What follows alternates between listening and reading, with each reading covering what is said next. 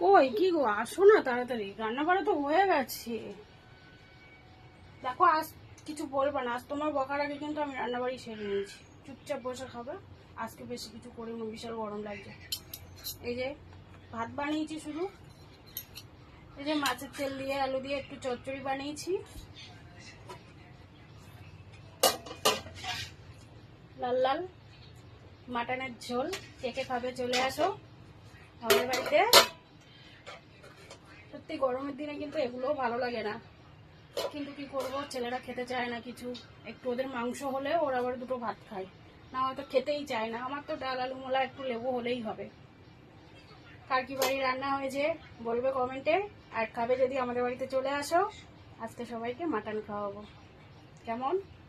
রাখি তাহলে, টাটা। আর ভাতটাও বাড়া শুরু করে দিই। ভিডিওটা যদি ভালো লাগে